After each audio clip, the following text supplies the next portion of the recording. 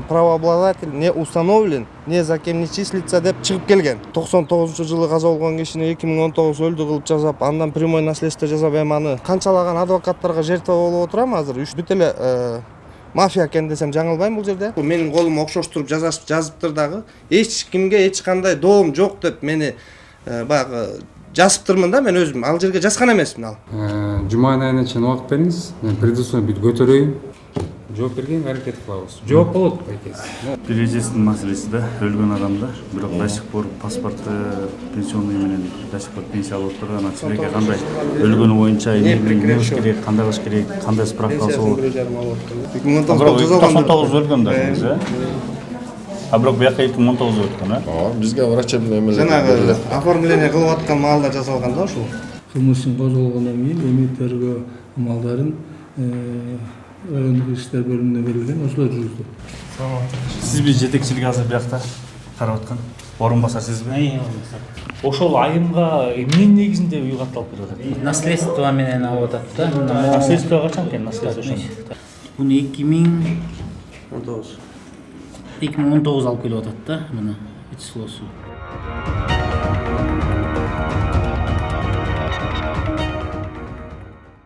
Саламатсыздар, урматтуу «100 беспредел» медиа порталынын көрүүчүлөрү, кызматыңыздарга Кайрат Кенжебаев. Бүгүн биз Токмок шаарындабыз. Бир канча убакыт мурун бизге Нурлан Болжобеков мырза Токмоктон келип бир катар инсандар менен ушу турак жай көйгөйүн биздин студияда кенен кесир айтып беришти эле. Мына ушул турак жай көйгөйүн талашка түшкөн батирди иликтөө үчүн Токмок шаарына келдик. Нурлан мырза, биз студияга келип кеттиңиздер, анан өзүңүз айтып жаткан талашка түшкөн адвокаттардын да бир ортодо колдор ойноп кеткен батир, могу артыңызда турган батир да. Мына ушул үйдө чоңойгонмун, ушул үйдө чоңоюп, кошуна колоңдордун баардыгы билет бул жерде. Кошуна колоң болбосо да жер тамдагылардын баары билет. Ушул үйдө чоңойгонумду бул жерде кандайдыр бир шалаакылык мамиле менен жасап койгон көп эле жерден айтып кеттим. Буга чейин канчалаган съемкалар болду, канчалаган аракеттер болду. Эч кандай майнап чыкпады, эч кандай реакция болбоду. Анткени бул жерде купуя деген нерселер көп экен. Коррупциядагы жанагындай адвокаттардын баары бир уюм экени дагы көрүндү. Соттордон бери замешан экени дагы көрүндү. Бир жылдан бери. Эмне маселе болду? Негизги маселе. Эми бул жерде азыр үйүбүздө мисалы талашка түшүп атат. Талашка түшкөндө бул жерден эми эң эле биринчи адвокатыбыздан кетип атат. Ал эми буга чейинки видеолорумда описаниялардан деле окусаңар болот. Ал жерде деле чогуу жайы жазылган. Бул жерде эмнегедир ичкүйдүүлүк бул жерден болуп атат. Бул жерден азыр мага үйдүн деле кереги жок эле. Мага ушул коррупциядагы жалаң мэр дагы замешан болуп отурат. Негедир ушул үйдүн баары баланста экен дагы ушул эле бир жалгыз квартира баланста эмес экен. Бир жылдан бери жооп бере албай атат. Мэриябы? Мэрия. Демек, бул үйдүн баары Токмок шаарынын мэриясынын балансына кирген дагы. Канчачы квартира бул? Экинчи квартира. Жантаева 35-2. Жантаева 35-2. 2. Ошо кирбей калыптыр. Негедир жооп бере албады. Андан кийинки барбаган жерлерибиз калган жок. Бул жерде аябай орчумдуу маселе болуп турат. Канчалаган кысымдар да болду. Ушул үйгө түнкү саат 3-тө энем менен балам бар эле. Чип ключту ачып кирип, аркы ключ ичинде ключ сайылып тургандыктан ачып кире алышпаптыр. Ушундай дагы кысымдар болду. Айла жок аргасынан видео алып барып до конца чыгарганга аракет жасап алсам мүмкүн болчу да эмес. Документтери катталып кеткен деп ушу съемканын алдында айтып кеттиңиз да. Эмне катталып кеткенби? Катталган эмес. Бул үй 34 жыл болуптур биздин жашаганыбызга. 34 жылдан бери правообладатель не установлен, не за кем не числится деп чыгып келген. 34 жылдан бери азыркы убакытка чейин. Бир аптаски давность менен 2019 сотко бергенбиз. Сот канаттандыралы чечим чыгарган. Чечимден бери болгон договорунан бери квитанция 34 жылдык квитанцияларынан бери алып адвокаттын 4 жыл жоголуп атат. Ал жерде бардык видеолордо деле бар. Андан ошондон улам 99-жылы каза болгон кишини 2019 өлдү кылып жазап, андан прямой наследство жасап, эми аны иш жүзүндө деле көрсөк болот. Айтып аткан баягы Чыңоргондогу, Чыңоргондогу папамдын карындашы болгон. Папам опекун болгон. Чыңоргондо ишенбесеңиздер доверенностьтары бар. папамдын эле доверениясы бар, башка кишинин доверениясы жок ал жерде. Эми ал жак 99-жылдары кабар келген бизге, 3 ай мурун каза болуп калган деп папама келип, 3 айдан кийин барып ызы чуу кылса чумургондогулар баягы жооп бербей коюшкан. Настроение болуп келе берген атам. Кайсы жерге өлгөн, кайсы жерге көмүшкөн айтып бере алышкан эмес аларда. Белгисиз, Белгисиз. Анан жана документи жасалмалашкан деп атпайсыз 2019-да. Документтер Анда бул ошондо жерде- деле көрсөтө алышкан жок да. Анда деле көрсөтө алышкан жок. Бул жерде документтин жасалгаларын дагы мына канчалаган адвокаттарга жертва болуп отурам азыр. 3-4 адвокатка жертва болуп, акчаларыңды алып, доверенностьты алып, эч бир кыймылсыз кылып койду. Анткени алар бир уюм экен. Кече жакында бир кабинеттен чыкканын көрдүм. Башка жактардан адвокаттардын баарын алганмын. Жок. Баары эле бир кабинеттен чыгып отурушат. Бүт эле мафия экен десем жаңылбайм бул жерде. Теги Акаевдин убагынан бери эле булар тамырлап, бекип, жестко туруштук бергенге, отпор бергенге даяр экен. Анткени ошол эжекебиздин өлгөн тууралуу эч кандай факты жок. Биякта сот защита, бияктан алчу экен пенсияны, токмокто иштеген экен. Дагы эле ошо пенсиясын алып жүрөт деп сот защита, дагы эле. Сот защитада бардык жерлерде жок, алда киши катталган да эмес, пенсия да алган эмес. Жок, таптаза кылып тазалап коюшуптур. Бул адвокаттар өтө күчтүү экен десем жаңылбайм. Анан биз Бишкектен тааныш аркылуу Медеровадан көтөрүп чыксак, ННН менен чыгып атат. ННН менен чыгып атат. Азыркы убакытка чейин дагы бирөө жарым пенсиясын алып атыптыр. Бирөө ким алып атканы белгисиз.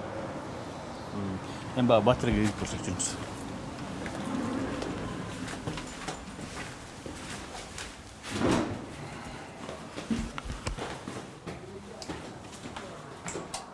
Ушул талашка түшкөн азыр батирдин ичинде отурабыз. Азыр баягы сиздер видео чыктыңыздар, көп жерге кайрылдык деп атпайсыздар. Ошон менен бир жыйынтык болуп атпайбы? Эмне жылыш болуп атат? Бага эч кандай жыйынтык чыккан жок. Менен бул үй боюнча мурунку журналисттер менен чыктык. Бардык эмеге чыктык. Акыркы жолу мэрияга да бардык. Мэрияга барганбыз, айтканбыз, ушу үйдүн Жантаев көчөсүнө Токмок шаарындагы 35-үй, 2-чи квартира деп. Анан могу үйдө болсо канча киши, 100дөн ашык киши жашайт, Жалпы үйдө, жалпы көп катты үйдө. 10дон болгондо 5 подъездде 50 киши жашаса, 49 киши баланста болот дагы, бир эле киши ушул үй баланста эмес болуп чыгып атат да. Жооп бере алышкан жок. Баланста эмес экен. Анан эми бул үйдө токото жерин айтканда биринчи правообладатель ким установить эткиле дедик. Территориальный мэрияга баш эткен Жантаев көчөсү. 30 жылдан бери же бул үйдүн правообладатель деп коет, ошо үйдү кимдин немесинде, мэриянын территориясында болсо, бул үйдүн биринчи хозяйыны кимге апрунт этилген. 30 жылдан бери булар жашап атат. Приобретательский праводан менен сотко бергенде жанагындай тескери барын тең эмет коюшту. Бул жерден мэрияга кайрылганбыз. Ошо архитектурный данный белгиле деп туруп, жанагы Алишер МСОнун начальниги берсе 7-8 ай болуп калды, эч кандай архивден беребиз деп, андай эчтекени жоопту бере алган жок. Эч жооп жокпу? Жооп жок, берген жок, тияктар, анан биякта деп. Анан аны жок эмне кылабыз? Соответствующий материалдардын баарын бергилечи, алана. Могу история дома деп коет. Бул история дома болгондон кийин булар 30 жыл жашаса, 30 жылдан кийин кимге бул үй оформление кылынган? Действительно, ким числится хозяин этеді. Башкалардын баары тең мэрия берет экен, постановление берет экен. Силерде боло турган постановлениең барбы? Же кандай мэрия аркылуу ошондой силер разрешительный документ берип, бирөөгө оформить еттиңерби десек, архивini биз иштейли анан деп койду. Анан 1 жыл иштеди. 1 жыл иштеп таппай койду. Аягында биз киргенде мэрдин өзүнө кире албай койдук. Бул Нурлан келгенде айтып коюптур, бул үй деген гражданским порядке болуп атат, бар сот аркылуу чечилип ал деп. Сот чечет деп биттен чыгарып койду. Бирок настоять этип кайра журналисттер менен келгенде руководитель аппарат мен бүтүрүп берем, мен баарын тең кылам деп айткан. Буга чейин сот деп атпайбы, кантип ал бүтүрөт экен аны? Жок, уктубайбыз. Биз конкретный вопрос бергенбиз да. Постановлениең барбы? Мэриянын балансасында бул үйбү? Бул ким за кем числится деп. Мурунку тиги мэр болсо госрегистрге звонить этип, ошол жактан тиги госрегистрден этот дом никем не числится деп кагаз бар колунда. Анан кийин 30 жылдан кийин эле тиги Самсубекова эле тиги правообладатель деп Самсубекова оформить этип, наследство оформить этип койду. Биз да таң калдык да, кандайча оформить этип койдук. Баягы эжеңиздин кызына ошо. Бул жерден эжебиздин кызына оформить эткенден дагы өтө таң калыштуусу биздин соттор сот эмес экенин да көрдүм, цирк экенин көрдүм да. Канча жолу кайрылдым, канча жолу бардым, обулга бардым, иск подавать эттим, аяктан да менсиз өтөп коюп атышат обулдан да. Мен коридордо турдум, иск подавать эткен мен болсом, коридордон эле кайра кеттим. Бул жакка келдим, ошол обул соттун решениясын бериңиздер. Бербейт, таппайт, жок деп коюшат, издеваться этишти. 1 ай жүрдүм. 15-20 күн дегенде араң таап чыгып беришти. Ал таап чыгып бербейт болчу мага. Мен журналисттер менен келип, эшиктерин тегип кирип, таап бергиле. Обул соттун решениясын сөзсүз түрдө тияктын адвокаты болобу, бияктын адвокаты болобу мага бериш керек болчу экен. Берген эмес. Өтө купуя нерселери бар экен да булардын. Баа мени билбейт, түшүнбөйт деп жасашканбы адвокаттар бүт эле бир эле кабинеттен чыкканда мен өтө таң калдым. Баягы биринчи адвокаттын колунан келген деп айтып атпайсызбы? Биринчи адвокаттын колунан 100% келген, анткени ал 4 жыл эмнеге жоголуп кетет, документтеримди алып алып. 2 жылдан жооп берип атат. Сот чечим чыгарбадыбы? Барганда оформить этип берем. Мен өзүм проблемаларым болуп атат деген болуп кутулган эле. 4 жылдан кийин бул жерде мен алсызмын деп, жартылай документтерди берип, нужныйларды жоготуп. Анан эле тиги эжеңиздин кызы чыгып калып атабы? Ошол эле адвокат менен чогуу иштешкен адвокаттар экен, тиги тараптын адвокаттары. Бүт эле тщательно ясно болуп турат да. Тиги тарап болгондо ким болуп атат тиги тарап? Тиги тарап жанагы атамдын карындашынын кызымын деп келип аткан. Ал даже энесин да көрбөгөн кыз. Гражданка России.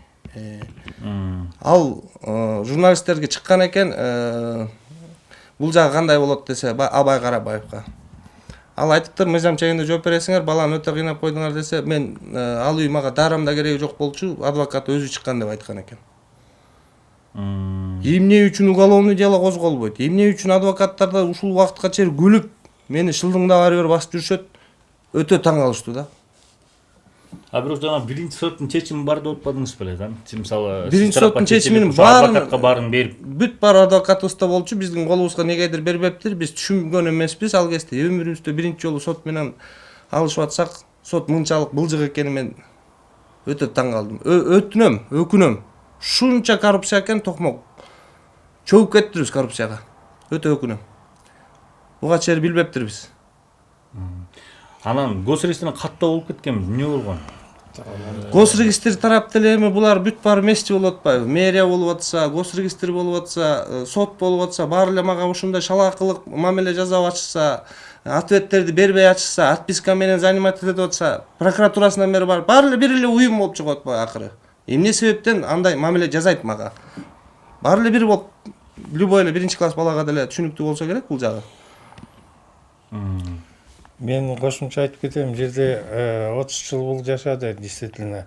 Анан жанагы өзүнүн биринчи адвокаты болсо исковое заявление берет. Исковое заявление бергенден кийин бул акчасын төлөйт туурабы, через банк кетет. Анан кийин договор түзүптүр апасы менен, договор. Бүт кылган аракеттин баарын тең квитанциясы турат, колу турат, договор турат, баары турат. Баары тең, кандай кылган баарын тең. Эң өтүнүчтүүсү андай сот болгон эмес дейт. Ошол болгон сотту жок деп атышат. Жок деп атышат да. Эң өкүнүчтүү ошол да. Анан сиз кара кагаз тууралуу бергенсиз дейт. Кара кагаз тууралуу мен могу жерде 14 кошунам, 14 семья барбайт эле сотко. Бүт баары подтверждать этип берди. Действительно 34 жылдан бери ушул кишилер жашайт. Бул балдарды мен кымындай кезинен бери көргөм дегенди ар бири бирден кирип сотко жооп беришкен. Анын баары бар. Аларды кайка жоготушат, макул. 14 кошунасыз бүт баары аферист болуп чыгабы? Бизден мэриядан мурунку мэрия бергенден кийин госрегистрден преобладатель не установленный бергенде буларга эми башкалар деле айтты да, преобладательский право бар экен, сен сотко бер деп, анан жанагы адвокатка жолугуп калганда апасы договор түзүп, акчасын баарын тең канча расходтун баарын тең договор түзөт да адвокаттар менен. Ошонун баардыгын подлинный мында бар, колу бар, адреси бар, баары тең эле бар. Анан кийин соттон чыкканда айттыр, эми болду эми сен эми убакыт келет, силерди эч ким деле кубайт, жашай бергиле деп коюп. Анан бул каяктан билип калат? 4 жыл өткөндөн кийин эле чужой квитанция келип баштап атпайбы? Анан кийин ызылдап тияк бияка көрсө эле Самсебекованын кызы бар экен. Гражданская Россия экен, ошону наследство. А наследство кандай болуп атат мындачы? Наследство деген Токмок стройдон коллектив и профсоюзный решение номер 5 деп туруп, анан кийин Токмок Жантаева 2 квартира деп турат. Ал жерде негизи Токмок строй менен бөлүнгөн үй 1 микрорайон 5 этаждан 3 комнаталуу квартира бөлүнүп атат. Действительно берилген экен. Ал 5 этаждан орукчан болгондуктан атам учуп өлөт деп бул үйгө 1 этажга алып келип атат. Анан кийин бул жерде мен уточнять этип кетейин. Өткөндө мунун телефондун записи бар, эметип коюптур. Какое ваше отношение к этой трехкомнатной квартире? Сен аяка тиешең жок. Квартира алыңыз. Она сама доказывает. Эмелери бар, запистери бар. Ким доказывает? Ошо оформление кылган. Оформление кылган. Жанагы Сансебекова Айгүл Куташева. Айгүл Куташеванын кызы да Российская Федерация болгондо. Она же гражданка российской, детдомдо булар вообще көрбөптүр да. Анан кийин ошо боюнча эле бул жерде вопрос эмне үчүн болуп атат? Ладно, хорошо. Тиги Токмок стройдон берди, но территория Токмок строй баланска кирбейт, городко кирбейт. Ошол бияка анча 4 подъезд бар, баарыгы тең постановление. Ошон үчүн биякта мэрияда таңалыш болуп атпайбы? Ладно, Токмок строй решение чыгарып берип коюптур. Хорошо. Эч ким биякта оформление кылган жок Сансебекова 2 группа деп. Какой-то процесс болуш керек да. Да, действительно, мога оформлен инвалид 2 группа деп, анан само процедурасун бартан кылыш керек эле да. Анын бирөө да жок, пропискасы да жок, же эчтекеси жок. Бул ничейный, же тияктык эмес, же бияктык эмес болуп турат да. Анан ошон үчүн мэрия жооп бере албай атканы ошол болуп атат да. Бизге илгери мен бала кезимде эле атам тирүү кезинде деле Жуковонун убагында деле бул атаңардын карындашында үй эмес, атаңардын да үй эмес деген бүт бардык жерде аракет кылдык да, оформить этип коелу деп. Жок. Жол берилген эмес. Эч кимдин үйү эмес бул. Бул өкмөттүкү деп келген. Ушул убакытка чейин. Эми кандайдыр бир кыска убакытта прямое наследство кылып абдан катуу жазап коюшат экен ушинтип по факту да. Эми бизде мен айтып берем, бул жерде токоту жери мындай да, факты боюнчачы действительно сиз сурабай атпайсызбы? Кимге оформлет? Да, действительно Сансебекованын кызына оформлять этип койду. Наследство кылып коюптур. Наследство калтырып кеттир. Анан кийин биз нотариуска барсак, бул купия деп аны вообще бербей койду. Хотели основания узнать, кандай болду, эмне болду.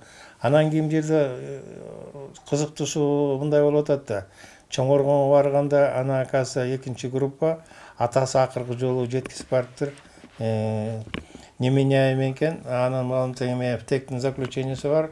Тигилерде деле бар деген. Анан кийин ошол жерде өзүнө отчет бере албаса, анан жанында бирөө болуш керек. Единственный мунун атасы ошо өзүнүн Айтайын дегениңиз, эгер ошо орусчанадан болсо кантип ал жанакы наследство берет деп атасызбы? Наследствону каким-то образом жасаганда бул жерде кайра эле вопрос болуп атат. Мына ошон үчүн мына бул сиз жана жооп бербедиңизби?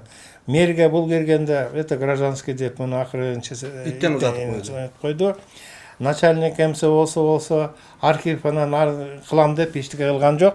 Анан руководитель аппараты болсо мен дагы киргем. Руководитель аппаратына баргам. Мэрияда, балансыдагы кимдин эмесине да анан кийин мен орусча айткам, даже кагаз жүзүндө айтканбыз. Прошу определить на предмет законности вот этой квартиры. Анан кийин бул руководитель аппарата болсо буга почта аркылуу жиберип коюптур. Оформление кийин кылган, кушташан оформление кылган Байзаковдон кол коюп туруп, кийинки оформленияны мына деп буга берип атат. Архивный данные эч кандай тиянак жок, эч кандай ответ бере албай. Отписка, мындайча айтканда бардык жерде отписка. Эптеп бир шылтоон жазып берип коет, шылтоп жазып берип коет. Бул жерден эле эмес, бул прокуратурага чейин барып, генеральныйга чейин барып жатабыз.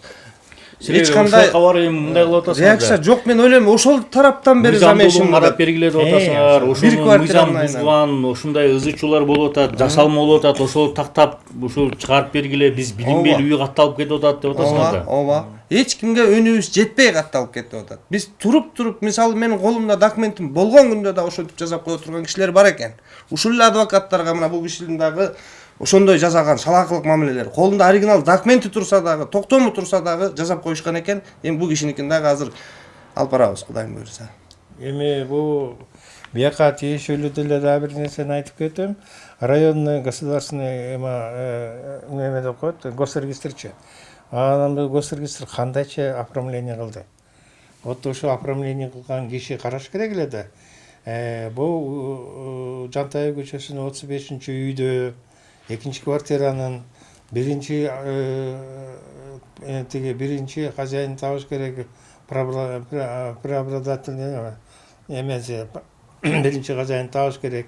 Анан история дома деп коет. История домада ошо үйдү аяктандыра сураш керек да, балансыдабы же мурунку хозяиндин эмесинен турат. Купли-продажа болду, же обмен болду, обмен процесс деген бар да, туурабы? Это юридическое соответствие, юридический документтин баарын тең караш керек эле. Анан кийин бул жерде суроо пайда болуп атпайбы? Анан кийин ошол жерде протокол собрания, коллектив и профсоюзный комитеттин табыш керек, Токмостроюткун табыш керек болчу. Решение болгондо ошо решение негизинде, может, мэрия жанагындай ордер бердиби, постановление чыгардыбы, ошонун баарын тең далил кылган жок, потому что прокуратурага айрылганда деле, городской прокуратурага бияктан бул өзү кайрылганда деле мүнтөлөп койгон. Эми Баке тогу теризин. Эмне болуп атат ошону азыр? прокуратура Эмне деп атат? Ооба жок нары. Эмне деп атат? Прокуратура боюнча кыска айтып кетейин бул жерден. Прокуратурага мына ушундай кагаз алып барганмын, берсеңиз. Ушундай кагаз алып барып, делом менен барганмын. Адвокатым менен Халбатоев Алмаз, Мира жок, Мунира деген помощница прокурора бар экен. Ошол экөө чакырды. Мага письменнен диктовать этип жаштырышты. Азыркы тапта ушу колумда бар алган. Болгон документтер бар. Баягы менин жазып бергеним дагы ошол, мисалы бул баракка мен жазып берсем, бул баракка ошо менин колума окшоштуруп жазыптыр дагы. Эч кимге эч кандай доом жок деп мени баягы жазыптырмын да, мен өзүм ал жерге жазган эмесмин Ал экспертизага берем деп өткөндө деле айтып кеттим эле, ал кагаздар бар. Эки барак менин колум, эки барак менин колум эмес. Сиз мындай жазып коюңуз дедилер, мындай жазып койдум эле, дальше алар улап туруп татынакка чыгарып коюп атышат бул жерден да. Барсаңыз ошо мына доом жок деп жазып бербедиңиз беле деп атышат. Сиз айтып атасыз да, мен отказываюсь от всего деп жазыптырмын ал жерден. Жок, андай мүмкүн болгон эмес. Андай болсо азыркы убакытка чейин до конца келбейт элем да. Эки барак менин колум, эки барак менин колум эмес. Окшоштуруп жазыптыр, но бирок мага сразу эле көрүндү. Эми анда байкеле түшүнүктүү баянда да айтып бердиң эле эмес. Эми азыр ушул баланста болгон мэрияга барсак, мэриядан тиешелүү кызматтарга анан каттоо кызматына кирсек, прокуратурага кирсек, ошол жактан барып да бир суроолорубузга жооп алганга аракет кылсак, Анткени бул окуяны билебиз, баягы урматтуу көрүүчү, бизде 1,5 сааттан ашык убакыт силер маек бергенсиздер, баары түшүнүктүү болгон. Эми ошол тиешелүү кызматтарга суроолорду узатсак.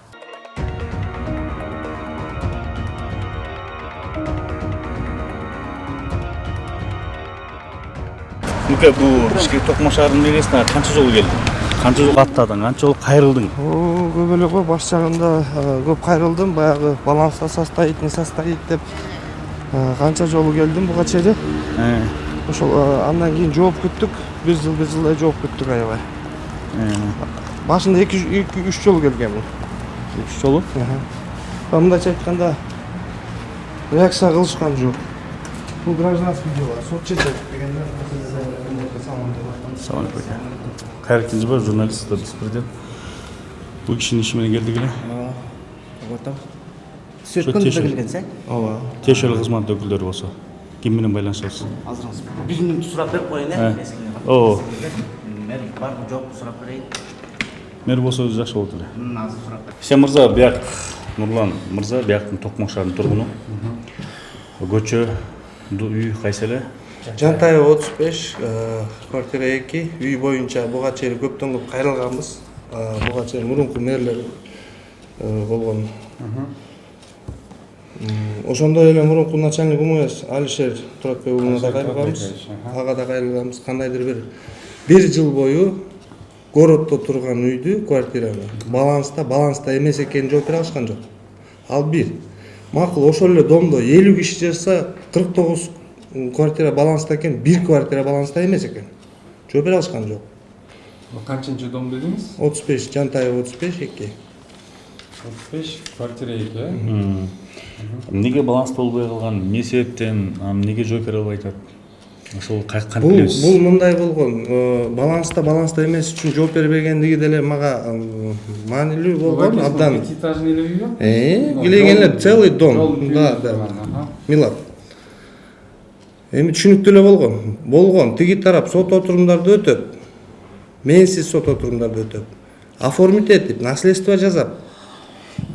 99 өлгөн кишини 2019 өлдү кылып, ошондон прямой наследство жазып. Эми ошонун баары процедура бүткөнчөктү бул жак неге жооп бербеди да? До выселения жооп берген жок. Бүгүнкү күндө сиздин маалыңыз боюнча баланс кимдин балансында? Мэриянын балансында да, город Токмокто болгондон кийин. Полностью үйдүн баары, Бар, бүт кошуналардын бар техпаспорттардан бери мурунку видеолорду көрсөтүп бизге беришкен, бүт мэриянын балансында. Давайте, атыңыз ким дедиңиз? Атым Болжобеков Нурлан Бейманбекович. Анан бул боюнча сиздерден сураныш эме буга чейинки историясы баланста эмеси. Ошолорду эле өтүнүч бака. Нурлан мырза, сиз атыңыз ким дедиңиз? Кайрат Кенжебаев. Кайрат мырза, мен бул бизге айткандай убактылуум бака. 1 ай 1,5 ай болду. Мен бул маалыматты чын айтсам биринчи угуп атам. Сиздин ошол кайрылууңузду тщательно карап чыгалы, ошо полностью көтөрөлү. Ошо бүгүнкү күндө кимдин балансында эмне болгон, тарыхын чын предысториясын билели. Билип туруп сизге жооп берейин. Карап бериңиздерди өтө өтүнүчтүү суранам. Эмнеге дегенде буга чейин мэрге да киргенбиз. Кайсы мэрге ошону айтсаңыз? Мусубалиев буга чейин камалып кеткен, ал жактан дагы сиздин ишиңиз сот чечет, адвокат жалдаңыз. Мен айтканмын, адвокаттын баары сатылган болсо, соттун баары сатылган болсо, баары бир уюм болсо, кимге кайрылам? Сиздин баланста болгондон сизге кайрылам да. Жок деп дальше бу жерде юристтер бар экен, юристтерге жөнөтүп койду. Биринчи начальник УМСке жөнөттү, начальник УМС юристке жөнөттү. Мындайча айтканда иттен узатылып кеттим дальше. Сиз неме Нурлан мырза? Эч кандай маселе чечип берүү деген болгон жок. Бул жерде элдин көйгөйүн чечкениге эле ушул жерге мен таң калам. Баары эле отписка менен иштешет экен. Нурлан мырза, сиз бүгүнкү күндө ошо Токмоктун балансында отпайсыз, УМСтин балансында. Анан азыр максат ошо СРДге өткөрүп бериш болот атабы, менчикке алыш ошо Соттун максат. баары бизсиз сот отурумдар өтөлүп, уже чечилген. Наследство жазап коюшкан. Мен азыр выселениядамын. Бүгүнкү күндө выселениямды түшүндүм. Жок, буга чейин ошо баланска өткөнгө чейин ошол үй кимде эле биздин баланска өткөнгө чейин башынан баштап эле биздин баланстабы? Башынан баштап эле сиздердин баланста. Сиз азыр сиздин менчик укугуңузга өткөрүп бериңиз деп суранып атасыз. Менчик укугуна Максат ошол болуп атабы? Ошол. Бул жактан мен атам туугандар аркылуу айтып атпайбы, бизсиз сот отурумдарды өтөт. Бизсиз оформить этишип бизге чужой квитанция келип аткандыктан ушундай иштер. Силерге ошол Нурлан мырза ошол үйлөр, батирлерде турабы? Эки бөлмөлүү батир. Ошо негизинде да силерге алып өткөн. То есть купля продажа барбы? Договор дарения бул жерде 34 жылдан бери незаконный числится болуп келген. Бесхозный болуп келген. 49 квартира хозный болгон, бир квартира бесхозный болгон да. Буга чейин Жуковдун убагынан бери болуп келаткан. Бул эчеңердин да атаңардын да үйү эмес, өкмөттүн үйү болуп келген да. Анан эч кимдин үйү эмес болгон, мэриянын балансында турган өкмөттүн үйү болуп калат да. Азыр кандайдыр бир числить этип, кандайдыр бир. Буга чейин компьютер иштечү эмес экен, азыр эле иштеп калыптыр да. Анан азыр эле базага киргизип коюштур да. Эми бул эми биринчи класс балага деле күркүнүчтүү болсо керек.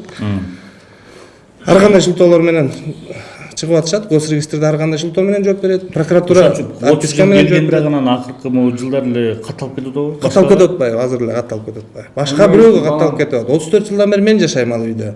Приобретательский давность менен сот болгон канатталдырарлык. Соттун чечиминен бери жок кылып атат бул жерде. Өтө орчумдуу маселе да бул. Нурлан мырза, в принципе, немеңиз түшүндүм, сурооңузду. Мага кичине убакыт бериңиз. Биз аны Канча убакыт эмете аласыз же 14 жумуш күндө? Жок, эми бияка письменно кайрылуу эмес да. письменно кайрылуу менен кайрылдыңыз беле Кайрылганбыз. жооптор берилгенсизби Жооптор эми отписка. ошо Нурлан мырза, я думаю, бүгүн чоңуз понедельник, жуманын айына чейин убакыт бериңиз. Мен предусуну бүт көтөрөйүн, өзүм үчүн маалымат алайын, эмне болгон, кандай болгон, биз аны тактайлы. Ошонун негизинде номер жазып алайын и сизге чалып жооп берели. Чоң маселени чечкенге аракет кылалы. Эми Кайрат мырза, сиз эмне дейсиз? Ошондой туура кылып. Просто мен азыр маалымат жок да, действительно. Мен сизге жооп бере албайм. Тем более бул үйлөр, бут үйлөр сиз айтпайсыз, 30 жылдан бери бесхозный болуп жүргөн. Анан мэриянын балансына өтүптүр деп. Туурабы? Анан биз карайлы, ошол сизден башка да канча квартира бар дейсиз?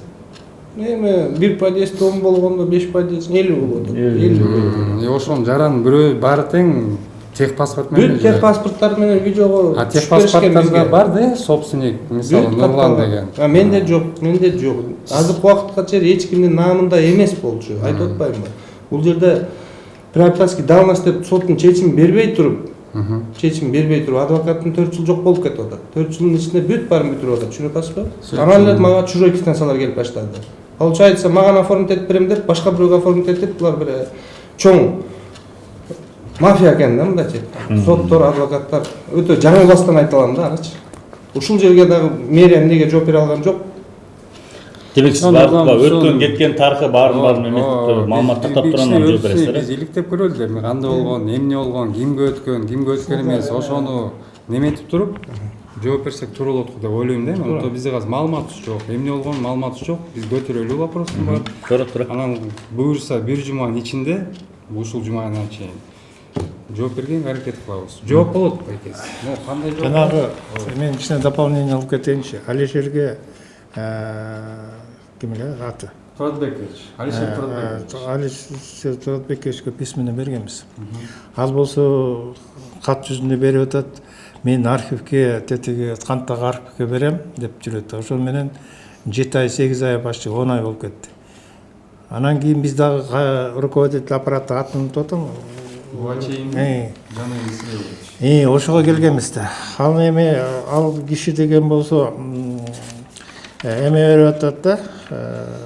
Ал деле аппарат, руководитель аппарат отписка бериптир. Бирок ага биз айтканбыз. На предмет законности берчи. Эгерде 35-чи үйдүн историясын табыңыз.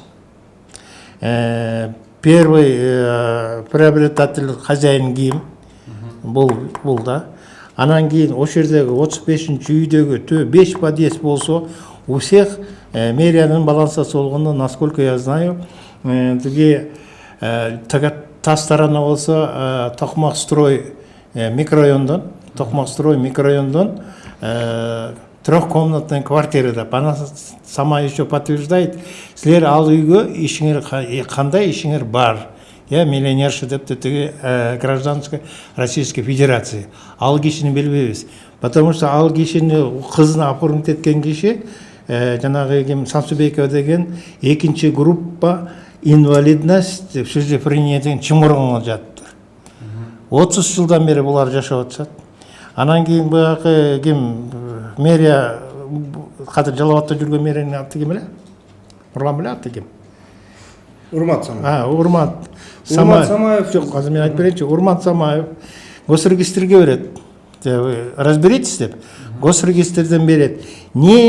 Кем эта квартира не числится? Тут вопрос возникает. Не только квартира, а весь дом. Не числится. Весь дом. Ушел квартира, ни за кем не числится, правообладатель не установлен. Оригинал чыгап берет. Ошондон кийин бул болсо приобретательский право закон боюнча бир 15-16 жылдан кийин болот.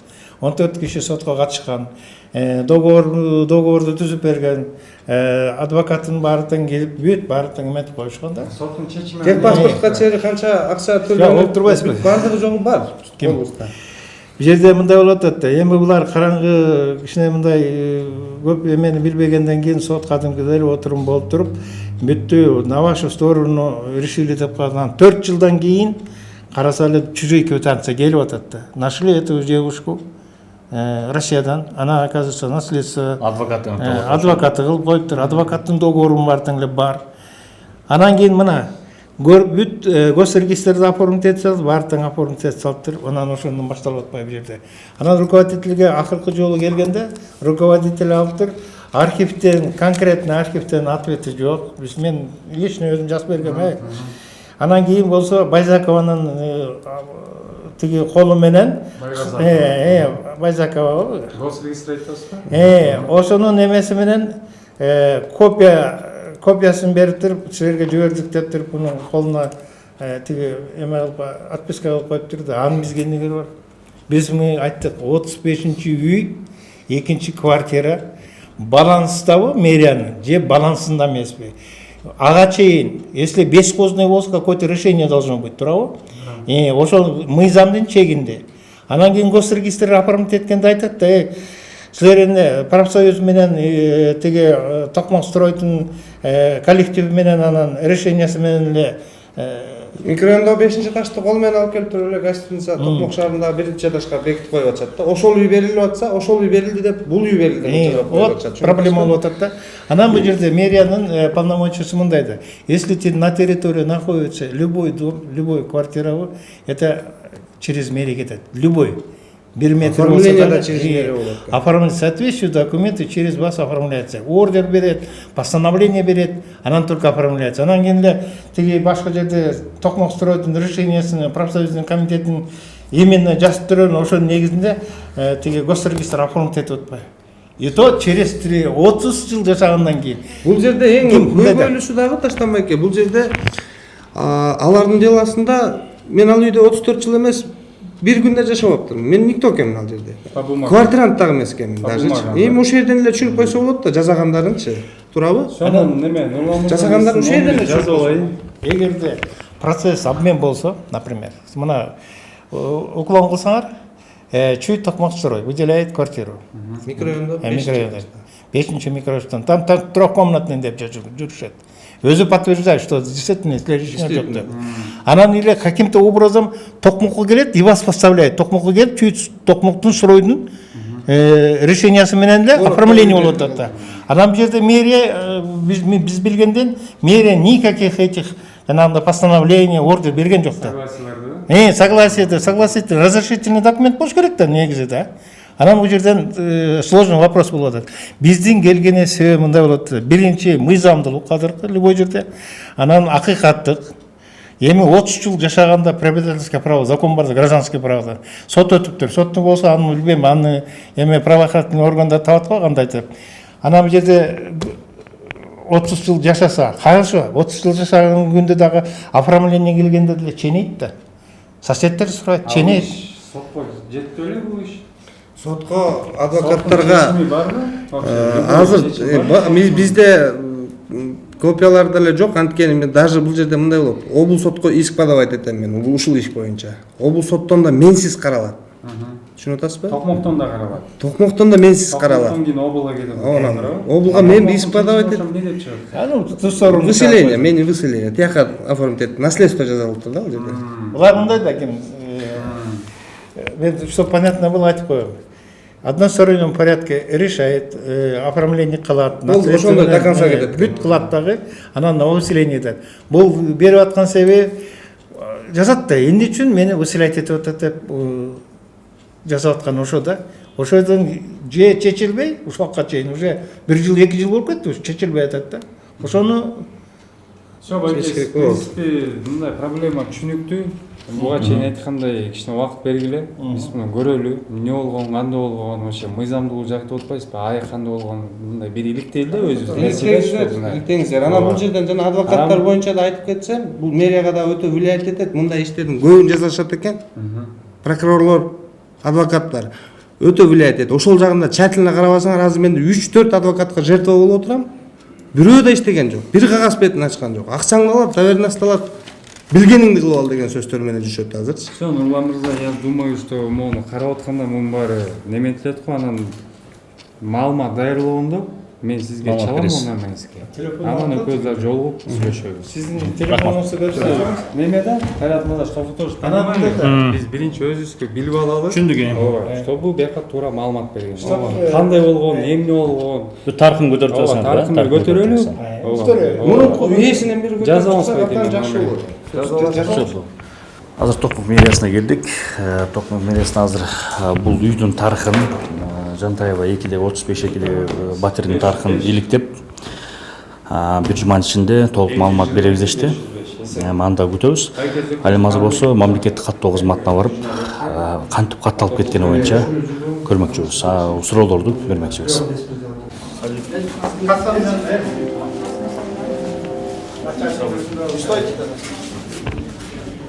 Саламатсызбы, жетекчи катта. Кимге айырсыз?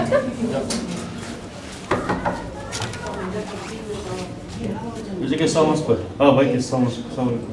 Журналистерге бир суроолорубуз бар эле сизге.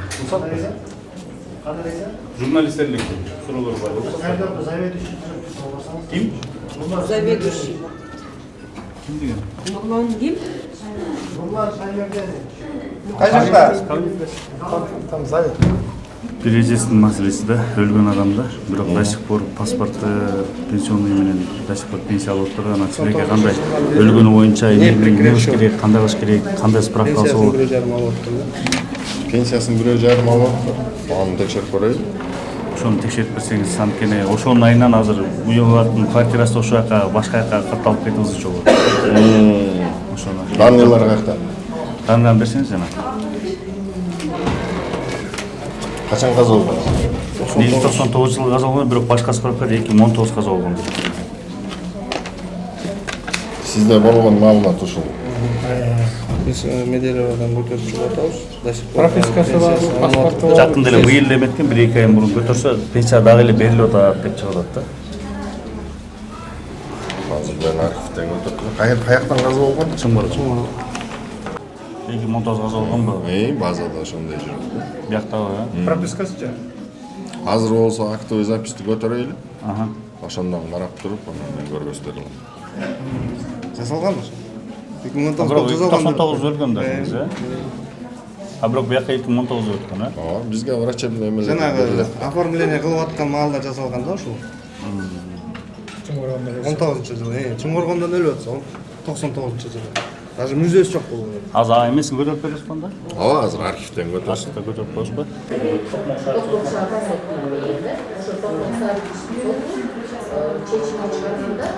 Бала, сиздин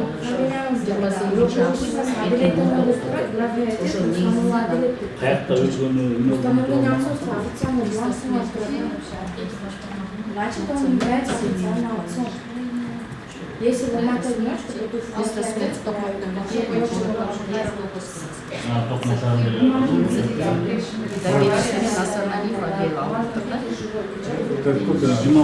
без согласия ребенка не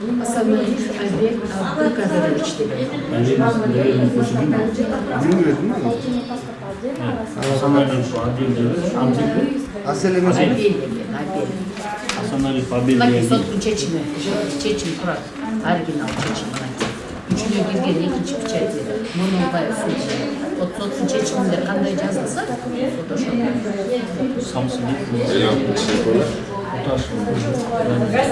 Буларда эмне спор болот? 99-жылы өлгөн кишини автобус жазат, прямой наследство жазат. Жантаева 35 квартираны оформить алышып, жанагы бүгүнкү ислене беришет. Сизде могул соттун чечими барбы? Соттун чечими. Жок. Бергенде эмес. Мен ошол нерсе. соттун чечими экинчи экземпляры обязательно архивде сакталат соттун өздөрүнүн Архивтер менен мушташып атып, журналисттер менен кирип атып, 15 күн, 20 күн, 1 ай деген дараң алган. Номер гд. Эсте болсаң гд. Жазуу. Жазалап,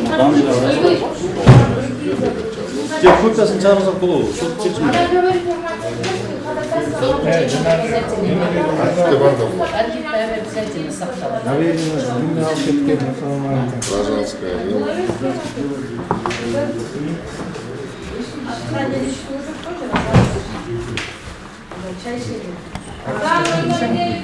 Семейное положение, прописка. Семейный положениясында пропискасын Составил вопрос,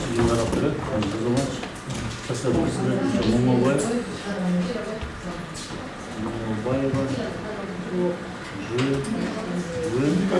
секретарь.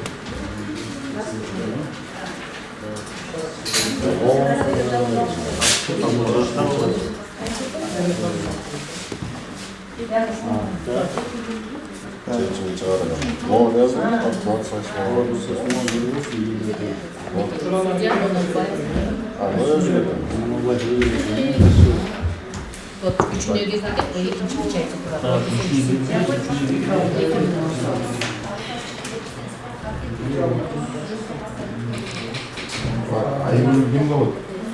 Кызы кайрылган. Kızının заявлениесinde çıkartıldı.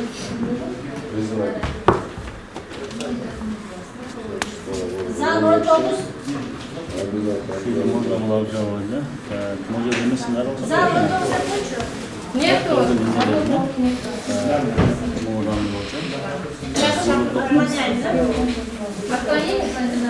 Siz advokatsınız mı?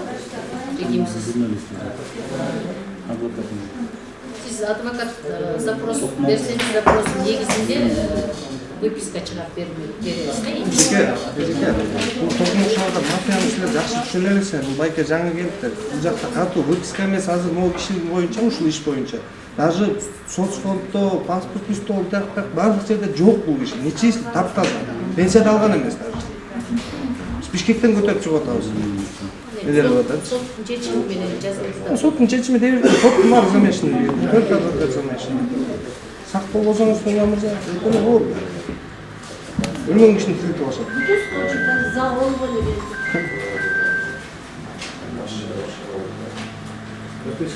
Siz kim болуш дейсиз бул жерде?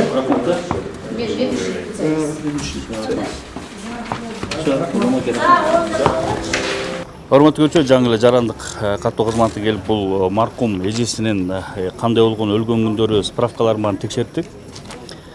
Токмок шаардык сотунун чечими менен бул кишинин чечими чыккан экен 28 август 2010 жылы ошол өлгөндүгү тууралуу.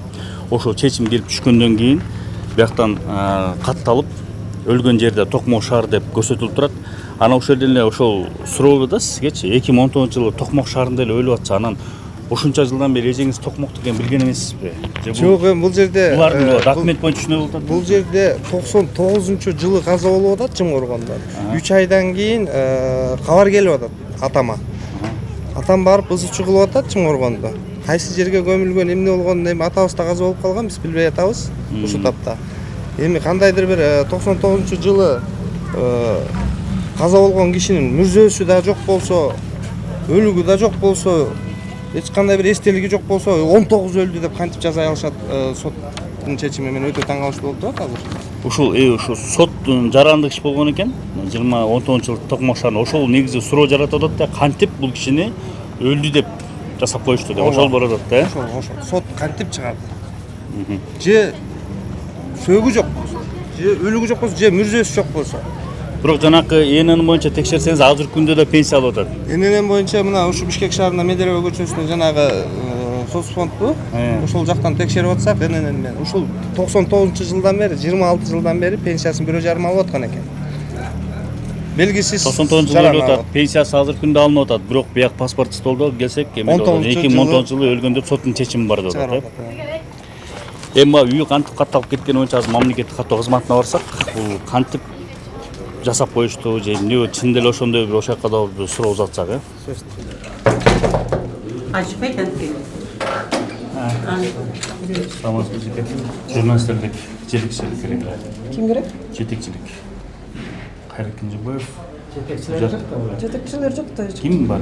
Башка ким бар жооп берчү? Экинчи этажга берсе, зам директор бар.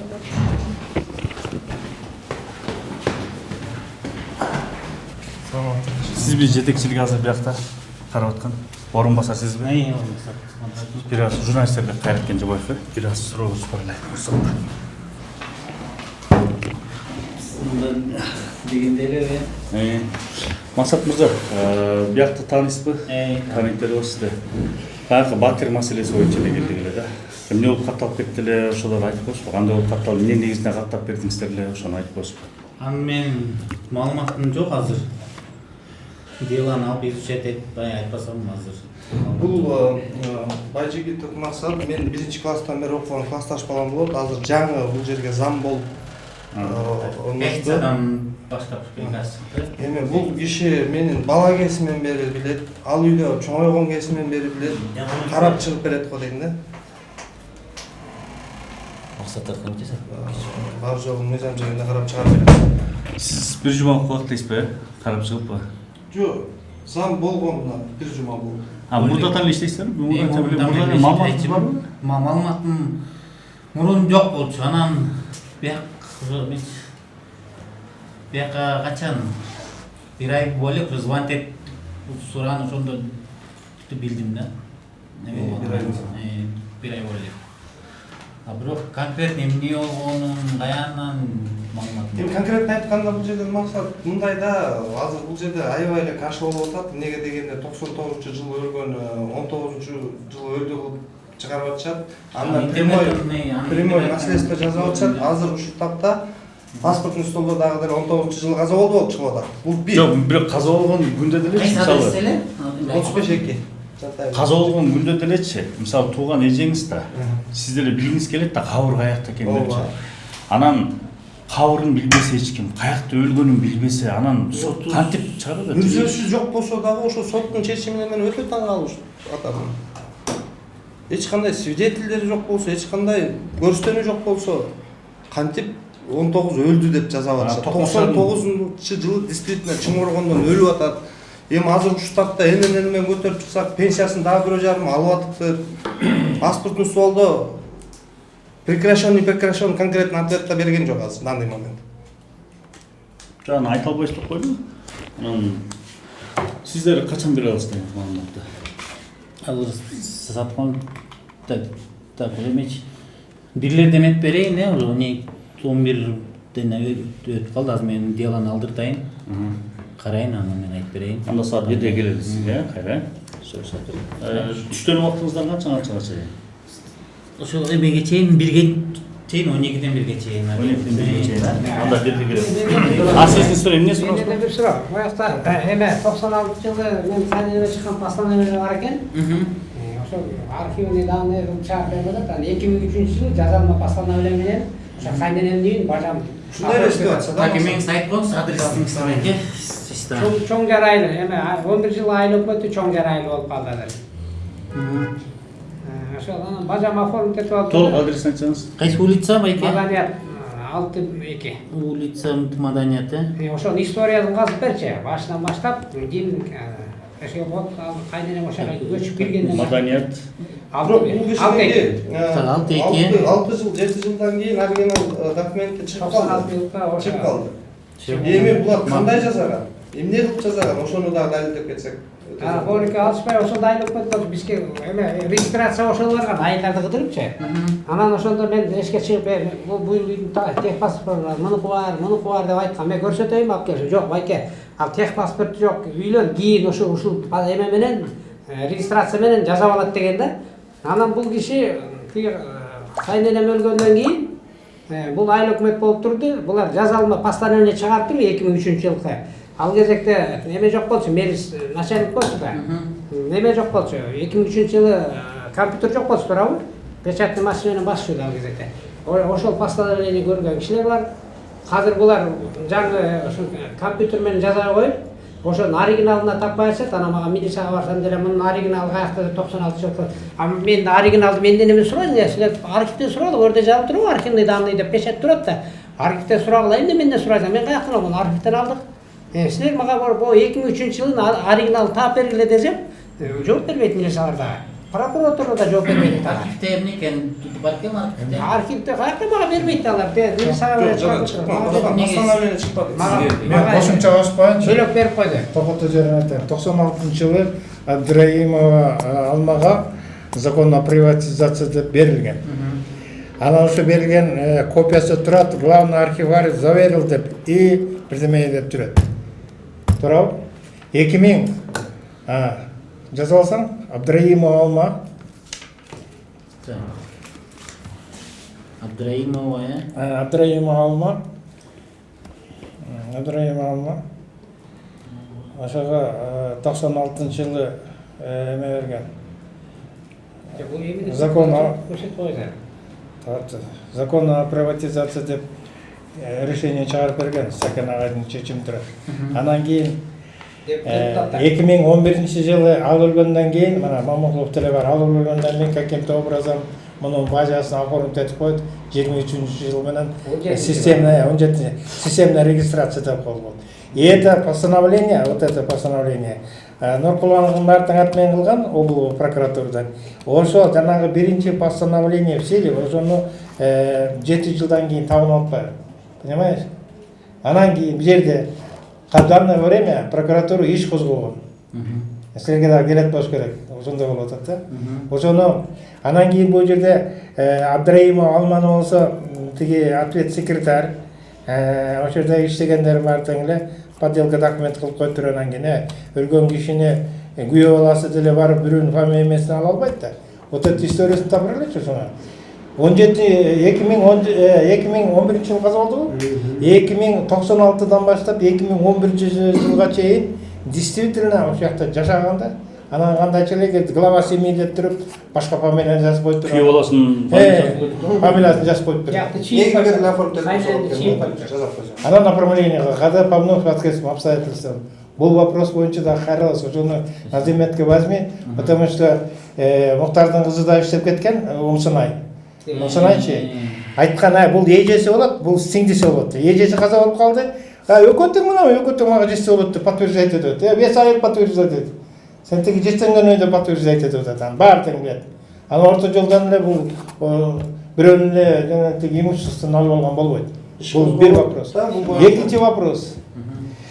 2001 жылғы ошондой эле уголовное дело. Менин фамилиямды билесиң да, Жонжигитов. Эки участокты алып туруп эле Субанов деген бар да тиги 11 жылгадан. Таанысың да Субанов. Главабы? Я. Жок, кимчи. Агрономду алып жүрүп калбадыбы? Ошо алып туруп Саганалиев дегенге 10 жылдан бери пайдаланып жүргөн 2 участогунду мага өзү балам алып туруп оформление кылып деме оформить этип сатты. Мен бир нерсеге таң калам. Бияктык кылбай эле архив менен мындай иштеп турбайсыңбы? Полномочия друг другу переходит. Ал дагы иш козголду. Мына 2 жылдан бери жүрөт. Мына ал тиги өтүп кетти. Бирок постановлениени айтып өтпөй, экспертизада өткөн нактасы деп чыгып атат. Бүгүн да прокурорго кирем го. Вот это возьми. На Саганалиев оформляем. Мен фамилиям билесиң, эки Жонжигитов, Мерлан, Жонжигитов Сашанбек. Мына 3 вопроса вот здесь. Так, мен ойкөн алайын байкелер, саат 1-де кызмет берейин. Бирге келесиз. Архивнийлерин алып мен кичетип көрөйүн. Мына бир жерде мен жооп бересиздер. Ошо максат мырзаны бир саат бирге келебиз. Азыр Токмок шаардык прокуратурасына келдик. Бул жакта бир эле иш эмес, бул Батери жер, мынакей байкебиздин дагы бул кайненесинин үйү документтери жасалмаланып кеткен, суроо жараткан жагдайлар көп да. Азыркы күнү сиздики эмне болду баягы жери кайненеңиздин үйү? Мен билбейм, районный милицияга бериптир булар. Районный милиция баягы чыгарып алып, анан 96. Сизден документ сурап атабы? Менден 96 жылкы постановление аны гана деп атпайбы. Мен каяктан билем аны?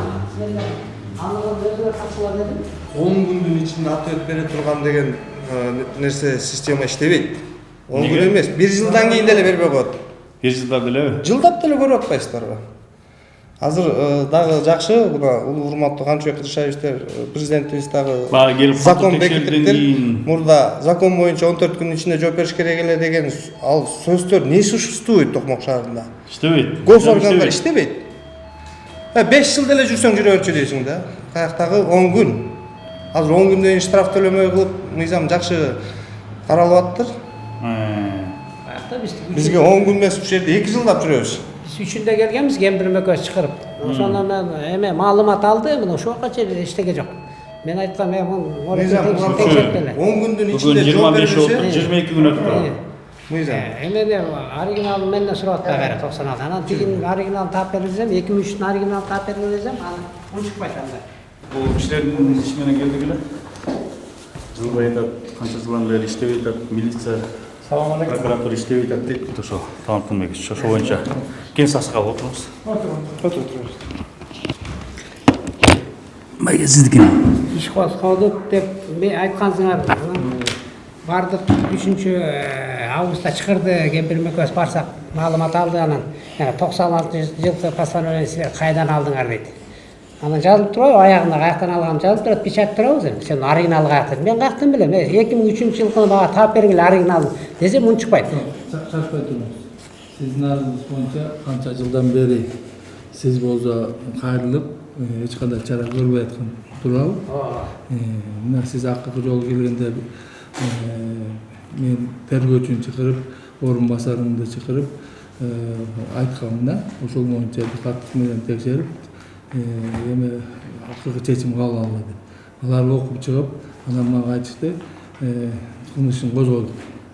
Кылмыш ишин козголгондон кийин эми тергөө амалдарын райондук иштер бөлүмүнө берилген, ошолор жүргүздү.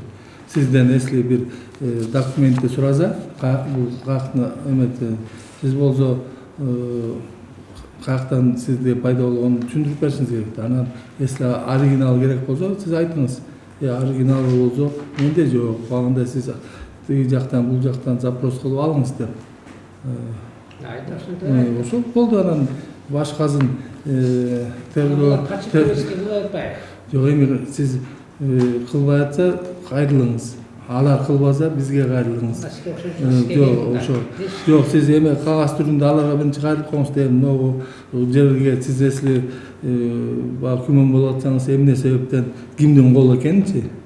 Бул менин колум эмес, анын колу эмес депчи. Сиз азыр менен кайрылып коюшуңуз керек эле. Эме деп ушул соттук экспертиза дайындап бергиле, кол жазма депчи. Анан алар если сиздин ошол эмеңизди өтүнүүңүздү канааттандырып алса, бизге жазып мына себептен деп анан окуп чыгып биз дагы айтмакпыз. Сиз болсо келген жоксуз ал боюнча туурабы? Мен свидетель алып, следователге айттым, мен свидетелим бар. Ушу башынан баштап эми ошо мындайда аксак алып атсаңыз, баягы бир тергөөчү жүргүзүп атат. Эми болсо сиз алып келсеңиз, бул адамдарды ошого барып, ошого суроо бердиришиңиз керек да. Тергөөчүгө аз бар. Ошонун колунда да контроль бизде.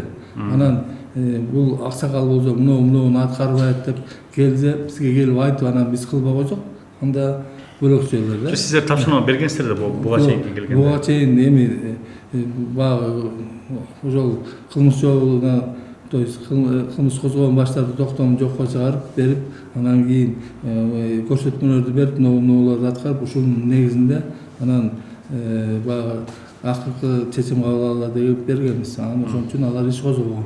Анан тергөөнү тигилер жүргүзүп атат. Анан тергөөнүн да убакыты бар. Анан сиз эсли канча болду эметкенде козголгонуна? Кечиресиз. 22 күн болду. 2 ай тергөөнүп атсыз. Жастан бери. Эми сиз мурункузун айтпай эле коюң. Мурункузун сиздин арыңыз боюнча баягы текшерүү жүргүзүлүп, бирок жаңы эле айтып кетпедимби? Кылмыш иш козгоодон баш тартып токтом чыгарып негизинен жооп бериш керек экен да. Мен сизге жооп берип аттык да, биз. Мен тиги милициядагы жооп берген жербеген, сиз болсо мен каяктан билем, аны сиз айтпайсызбы ошондо? Мен ошондо барганда айттым. Мен свидетелим бар, ошону чыгарбайсың деп, ошонун баарын эметип берсин десе, менин орун басарым эмени ошо ички иштер бөлүмүнүн көзөмөлдү, сиз болсо ошол келип кетпес билесиз да, ошол могу кишилер чакырбай сурап атат деп айтып койбойсузбу? Анан биз эми биякта отуруп баарын билбей калабыз. Мен айткам ошондо эле текшелетип. Контроль калганда орун базарыбыз кала. Ушат болсо, контроль калгандан кийин сиздер бул жактын иниси болот. Иниси болсо, контроль калгандан кийин биз баягы ар бир иштин аркасынан эле чуркап күн сайын жүрө бербейбиз да. Бизде сизге окшогон келип контроль калган иштер көп да. Биз бир дайындадык, тергөө жүрүп атат. Анан келип айтып турбайбы, мындай кылбайт, тигиндей кылбайт деп турабы? Жаман келип өтсө жаман көргөн негери бар. Жок, эми анан жаман көрмөсөңүз анда бул жака барып эметип атат. Жок. Жакшылап иштегиле деп эле болуп койбойт. Айтпадыкпы? Айтканынан иш козгоп атат да. 20 күндө менен кемпиң такыр болбогон да. Жок, айтканынан эметип атат да. Баягы ошондой кылмышын козгоп атып козгодук дегенде сөз болуп атат бул жерде. Байке, по факту эч кандай кыймыл болгон жок. Эми Биз көрүп атабыз. Siz görüp atsanız, siz hatta sizin özünüzün olmanız da subjektif. Biz bolsa vakti gelgende surayız hazır.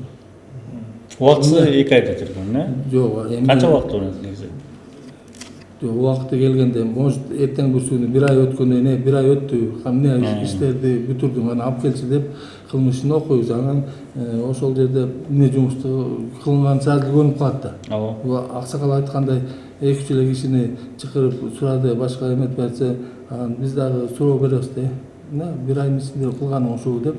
Ал болсо айткандай эле бул Аксакалдан кийин может суроо талаптарды жөнөтүп бирдеке эметкендир. Кошуп салгандыр дейсиз? Жок, тиги архивден, госрегистрден, эмелерден ошону сураткандыр да. Мен да поледа малдар мурдалып атат. Может тиги тарап ошондой эме кылып атат, атайын давление кылып атат магачы.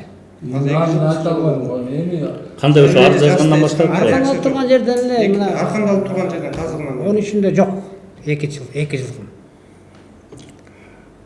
Бага сөз берип коесуз, чыгыш прокурор. Эми бунун карапайым кишилер кайрылып аткан себеби мага деле кайры действительно голословно берилген, иш козголгон экен, тиги Мирлан айткан да. Озеке айтты. Мен булардан сурадым, закон барбы, жарандардын кайрылуу боюнча. Сен прокуратурага бердиң. Бирок письменный сага колуңа тийдиби дедим да. А по факту возбуждения уголовного дела. Бул эми уголовное дело на кого возбуждено? Каны кайсы статья менен козголду десем, бул билбейм дейт. Күнүгө айтат, анан ала жок бул кишини да түшүндүм. Барып эми ушул жактан көрүп алчу да, письменно бериш керек да. Действительно уведомление. Прокуратурада бул озак айтты керек. Прокуратура эметти козгоп койду, же тергөөчүдөн да жок, кайсы статья менен жок. Ошон үчүн бул кайрылып аткан ошо да. Закон об обращении граждан, жарандардын кайрылуусу бар да. Закону бар го 2007-жылы 4 майда чыккан менен. Бул Аксакал кайрылган боюнча прокуратурага турабы? Прокуратура болсо жана айтпадымбы? Ошол мурунку кылмыш козголгон баштарды токтомду жокко чыгарып, андан кийин роводага көрсөтмөлөр менен берди. Сен ногу нерселерди тактап алыпсың. Я вас понял, прекрасно. Анан ошентип биз жооп бергенбиз. Бияка эч кандай кагаз жок. Ошо прокуратуранын кагазы жокпу? Прокуратурадан кагаз келген жок. Азыр тактайсыз мына, азыр мен чакыртам сизге, эмесин көрсөтөм. Ошо буга жүргени, например, кайрылгандан кийин ответ келиш керек да. Баланча Абдраимов, сиздин арызыңыз боюнча момдай прокуратура каралды, тигиндей мындай деп. Хорошо, деп все ясно. Аксакал акты жол жазган. Кылмыш козголгончо. Жолун алганын эсинде отпайм. Ал боюнча иш козголуп силерди чакырып атат. Озеке айтылды дейт. Мындай. Siz мага чалдың, мага чалды. Мен азыр жолдош прокурорго айтып атам. Закон обращения граждан. Булар мага келип алып, жокко эле жокко дейт. Уведомление бериш керек болчу. Бериш керек болчу. Мына момундай статья менен, момундай менен кылмыш козголду. Откуда знаем, на кого возбуждено уголовное, билбейбиз. Тергөөчү сизди допроско чакырбады. Ошондо эле, значит, билдирүү айтты да, мына иш козголду. Ошо иш боюнча сизди суракка чакырбады. Анан ошондо эле 20 күндөн өттү, эч тыянак жок болот да. Жок, мындай да. Биз жерге прокурорго келген себебибиз мындай болуп атат. Хорошо, ал тергөөчүнүн себебин эметебесин, мында эле менин ар кандай айтып атып оруптук. Бизге кийин последствия керек да. Да, действительно прокуратура айрылды. Прокуратура жазат, да, ваше обращение каралды. Прокуратура мондай статьяны койду, отправили на следствияга жиберди тергөөсүнө деп туруп анан кийин зам прокурор же ошо келген силерге. Жок, келген жок деп коет. Ошон үчүн бул вопрос. Анан кийин бул с этого вопроса что происходит? Мен чочулап калдым, потому что мына экөөбүз деле сүйлөшкөнбүз, баягы боюнча. 2 жылдан бери эле жүрөт. Помнишь, уголовное дело? Сиздики. 2 жылдан бери эле жүрөт. Анан мен ошондой эле эме боюнча жүрө бербейм да, тиги кандай десем мына. Эме боюнча жүрө бербейм да. Точно меники болот. Ал иш боюнча сизге белгилүү болгондой, баягы сиз баягы келип кеткенден кийин мен ошо приостановлениясын бузуп, кайра тергөөгө жибергем. Азыр тергөө кыймыл аракеттер жүрүп атат. Азыр тергөөчүнү мен именно тиги жумада понедельникке келип, бүгүн келип, ошо доклад кыласың деп айткам да, бүгүн түштөн кийин келет. Ал тергөөчүгө жанагы ким эле? Саткын кызга берип турат. Баш саткын. Жылдаш прокурор, мен билишимче уже 6-чы болуп атат. 6-чы тергөөчү болуп атат. Ё-моё. Тергөөнү ишти ким тергеткен, аны биз чечпейткенбиз. Аны өзүнүн рукосунда ким колунда иш азыраак болсо, же ким ошондой жөндөнү болсо, мындай более опытный озочуларга берет. Биз тиге берип, буга айта албайбыз. Прокурор жанагыча, бул жерде мындай да, Нурлан аке. Милицияда бизде 19-жылы жазган следствие жүрүп аткан боюнча калып кеткен делолорубуздан бери бар. Буларды контролго конкретно албасаңар иштебейт. Бизде милиция органы грамм иштебейт. Мен ошого 100% кепилдик бере алам. Ошон үчүн сизден суранып атканыбыз ошол да? Жок, суранып аткан бул аксакалдын иши менен эле бул эми 2 айдын ичинде тыйнак чыгарабыз. Эми 2 айдан кийин келип турган чыкмады деп. Эгер 2 айдан кийин чыкпасам да дооматта койсо болот. Ооба. Эми азыр срок следствие деген бар да. 22 күн болуптур, 22 күн болду. 3-чү жазасы беле 22 күн болуптур. Андан кийин тыйнак чыкпаса анан претензия болот. Азыр 2 айдын ичинде чыгарабыз. Ишти контролго алынганда. Андай болбойт, үйдү келсек чыкты. Түшүнүктүү, аксакалдык түшүнүктүү болду. 2 айдын ичинде жыйынтык чыгарабыз деп урматтуу прокурор. Сиздин иш боюнча эмне болду? Мына 2 жыл болду, мына 3-чү жыл болуп атат. Ошону контролго алып коебуз. Анан дагы бир эме бар. Мына эми Кудай буйрса эмдиги жылы выбор болот го. Закон о выборах деген бар. Материал кишинин зам менен сизге дагы айтып коеюн. 119 голос алсам, Орманбеков беле, ким эле айтат тиги? Омаров деген эме. Омаров деген эме. Алып туруп эле мен өзү баягы аксакал болуп калгандан кийин өттүм да мен. 5 киши өттүк, хорошо деп. Барсам, тиги эмени берейин да, мандатты берейин деп барсам, өзүм уялып кеттим. Анан элди сыйлап эле унчукпай кеттим. Көрсө 46 голос мен алганым бир аялды киргизип коюшту. Меня нету. Аны исходя закон боюнча мына Оке, буяка тиешеси жокпу? Бул иштерге тиешеси жокпу? Бул башка. Помнишь, мен айтып кеткенмин. Бул жерде депутат. Чаташтырып кетип атат. Выбор боюнча выбор эметип турасызбы? Сиздики боюнча карап контролго алабыз дедиңиз. Биякта болсо 2 айдын ичинде жыйынтыгын чыгарып беребиз деди, Муну мен заключительный кылып кетейин, жолдош прокурор. Эмне үчүн биз бияка чейин бизге деле уже уялып калдык бияка келгенден кийин. Ар бир нерсе, кадыр биз эмнени иштеп атабыз, акыйкат иштеп атабыз. Жанагы на предмет закона иштеп атабыз. Кадыр өтө жактан баардыгы талапыш болуп атпайбы? Акыйкаттык, мыйзамдуулукту биз ошого эметебиз. Справедливость и законность деп ошого карата айтып. Эми сизге кайрылбаганда кимге кайрылабыз? Надзорный орган, законный прокуратурага барганда, милицияга мен ачык айтайын, милиция, например, мен ишенбейм. Өзүңүз эле билесиз, каптап коет дагы, анан кийин прокуратура көзөмөл кылып аткандан кийин окуп атабыз. Даже закон обращение кылган убагында кылбаса 10 000 штраф деп атпайбы, ал деле чыгып атып указдын баардыгын көрүп атабыз. Анан карапайым элдерге мына мен анча-мынча үчүн өткөнбүз, моунтуп кыйналган үчүн келип атабыз. Сиз бизди кечирип коебузбу моундай келди деген. Анан ушул убакытты мына айтып атпайбы, бул эмне үчүн келип атат? Мен сизге суроо бербедимби? Болуптур, меники болсо мына иш козголду. Баардыгы мына 2 жылдан бери улам 5-6 тергөөчү болуп кетти, 2 жылдан бери. Эми мында чын айтканда генеральный прокуратурага барып эле, же Ташкентке барып, материалдын баардыгы даяр, эфирге чыгып туруп, өзүнүн личный приёмы келтирип берип койсом, ким болот? Потом бездействие деген болот да. Болот да ким? Крайне все равно найдут же. Кылбаган үчүн убагында пресекать этет, прокурорский реагирование деген бар. Анын баардыгын көрүп атпайсызбы? И то биз сизге келип атабыз, өйдө жака барбай, бияка келип, үнүбүздү кабы, ошолорду көзөмөл кылып иштетип койсо, силердин профессионал милдетиңер деп, ошон үчүн кайрылганыбыз ошол болуп атат. Ошол эле да, башка эмне? Урматтуу көчө, азыр эле биз Чүй районунун прокурору Орманбеков Талант Тынымбековичтен чыктык. 2 маселе боюнча кабыл алды. Булардын бул аксакалдын иши боюнча 22 күн болуптур. 2 айдын ичинде жыйынтык чыгарабыз деди. Эми Сарсенбай Кезкин болсо көзөмөлгө алабыз, жыйынтык болот деди да. Эми ошол убакта дагы келип биз чалдырып беребиз. Жыйынтык болду, эмне болду деп өзүбүздүн соолдорубузду узатабыз да. Эми азыр кайрадан жанакы мамлекет каттоо кызматына барсак, ошо жерлер боюнча бул Нурлан мырзанын иши боюнча кантип катталып кеткен, ошону барып бир да кайрадан документтер көрүп, өзүбүздүн суроолорду берсек.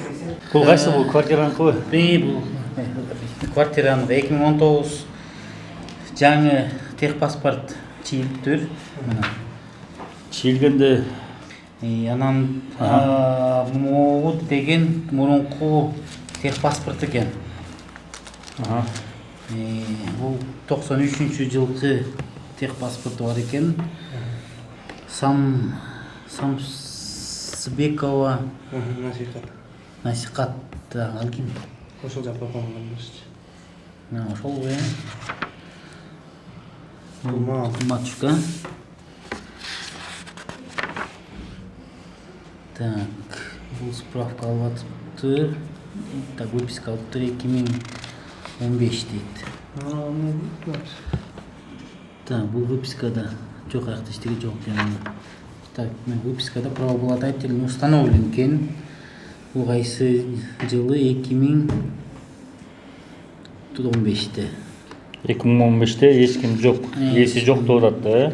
Эч кимдин эси жок. Оюнун убагы кайсы эле? 19-20 эле? Самсыбекова Айгүл дейт. Самаевдыкычы. Билбейм. Ошонун убагында да бияктан государствоге Самаев урмат чалып атат. Так жана конкретно тургуз чыгарып бергиле депчи. Правообладательный установление незаконно числится деп чыгартып берген мондай. Эч кимди 19-да 20-да чыгарып берип аткан да. Так, Айгүл деген ошо эжеби? Жок, Айгүл деген кызымын деп жүргөн. Кызым деп жүрөт экен азыр. Айгүл деген свидетельство о рождении бар экен. Свидетельство о рождении дейт. Бул Айгүл. Так, свидетельство о рождении бул деген. Самакова. Самсыбекова Насихат свидетельство бар. Мына жерден паспорт деген. Мен жана айтып аткан. Ошол да. Российский паспорт экен. Ошо 2019 биздин балдар барып, Мондо эле чийип койгонбу? Барып чийгенби? Үйрө барып чийилеби негизи? Мен азыр эмес могу баланы эметтим, исполнительди чакырып сурасам, бир жолу бардым дейт, бир жолу барган эметкен жок дейт, киргизген жок дейт, урушуп. Негизи чогулган дейт. Мен точно унуп калдым дейт. Бирок скандал болгон дейт да. Ошол. Берген жок да. Анан келген эмес да. Киргенден кирбегенде кантип ичин чийип атат? Эски менен калтырып коет да. Мункусу мен эмете берет да. Мункусу менен калтырып койгон ба? Мункусу менен. Анан негизинде бул 2015-те эме атпайбы? Эси жок болупту, анан бул жана Самсакова деп атабы? Айгүл Куташтын аты. Ошол айымга эмненин негизинде үй катталып берип атат? Наследство менен алып атат да. Наследство качан экен? Наследство ошо. Так, постановлениясы бар экен, ошо 94-жылы эме болду, приватизация болуптур. Мына эмеси, так, постановлениясы приватизация. 94 окшойт. Эмне чыгартырган? Так, бизден да эмеси бар экен, регистрациясы 94 экен. Ошону эмне деп атат? Бул каяктан болгон эме? 2019-го чейинчи максат. Так, меники эмес, приватизация, жилой фонд, так, меники госимуществонук экен. Строй дейт, э? Ошондо кимге катталып атат бул? Так. Насихатка. Эжеңизге эмете атат. А жанагы анан бул так наследство алып келип турган эмес бизге. Наследствону каяктан алып келип атат бул? Самсыбекова. Босна Татарстан алып келип атат. Могу Татарстан алып келип туруп. Сунуп берсең эмне деп атат? Я Галиева УБ дейт. Улан. Галиев Улан дейт, э? Эмненин негизинде на решение чего? Чечимдин негизинде деп. Жок. Жизнь наследство на основании так эмес решениянын негизинде экен да. Решение канчанчы экен? 94-жылы решениянын негизинде бул 19га чейин эч кимдин намына эмес болуп чыгып келип атат. 15'te namı yok деп жүргөн анан бул 15'te namı. 94 кемдик эме деп атат эми. Буну алып келип атпай, андан кийин алып келип атпай буну, муну андан кийин алып келип атпай. Буну кайсы эмеде алып келип атат? Буну 2019 алып келип атат да, муну числосу. 20-сы 11-и 2019 алып келип атат муну. Ошонун негизинде өткөрүп берип атабы, ушул негизги документ. Токтому, наследство деген ушундай болобу? Наследство менен могу да. Апасы жок болуп атса кантип өткөрүп берип атат муну? Азыр өлүгү да жок. Наследство алып атпайбы? Кантип өткөрүп, кантип билип атат ушул бул кыз мунун эмес экенин, мураскер экенин кантип билип атат да? Аны уже эмеге, госстандартка аны бизге эмес да. Купуя деп жооп бербейт. Ноксан болмаз, уруксат берсе. Келбейсиз. Галиев УБ государственный нотариус государственной нотариальной конторы город Токмак Чуйской районной Министерства юстиции Кыргызской Республики удостоверяю, что на основании статьи 1.42 Гражданского кодекса Кыргызской Республики по наследникам имущества Самсыбекова Насихат умерший 28 августа года является дочь Самсыбекова Айгуль Куташевна, проживающая по адресу Тюменской области, город Ханты-Мансийск, село, улица Механизаторов, дом 1 дейт. Бул 2010. Бул киши 2019 апасы 2019 өлдү деп атабы? 99 өлүп атпайбы? Бул соттун чечимин булар кантип жасап ошонткен дейм да. Эгерде 99 өлгөн болгон күндө наследствого тетебей калат го дейм булар. Ошого жакындатканбы 19 дейм да. 19 да атпайбы? Мына эле мен бул билет, бияк билет. Үйүнү арчы. Прекрасно билет. 4-5 жолу тамак деле жеп кеткен. Чай иччимин үйүнө барып. Мына ушу мен интернеттен болот. Биринчи класстан бери чогуу окуганбыз. Бардык жерлердин баарын билет. Что мен ошол үйдө 34 жылдан бери жашаганымды, чоңойгонумдан бери билет. Эми бул жерде ал жерде алардын делосуна карап кеткенде мен ал үйдө бир да күн жашап алыптырмын, даже квартирант да эмес экенмин. Мен ойлойм бул жерден 99-жылы каза болду деп убактысы менен жазышканда буларга наследствого тетебей калабы же кандай болуп калат? 34 жыл жашаган приобретательский давность менен биздики канатталдырылып калабы деген мааниде жасаганбы деп ушуну сотторду да ойлоп кетем да. 2019 жылы эжеңизде өлдү деп атышат булар, Кабар келип атат. Жок, булар документте ошон соттун чечими ошондой болот да. Бирок негизги суроо, эжеңиз өлсө 2019 чейин сиздер 99 өлдү деп атасыңар. Булар болсо 2019 өлдү деп атышат да. 2019 эмес, мен атамдын карындашы каза болгондон кийин 2008 атам каза болуп атат. Ага чейин эле каза болуп атат бул киши. Ага чейин атаңыз каза болуп атат. 99 карындашы. Жуковдун убагынан бери незакемничество, бүт бар көтөрүп чыгып. Урмат Самаев мэр болуп турган учурда кайсы жыл болуп атат ошол? 19-жыл, по-моему.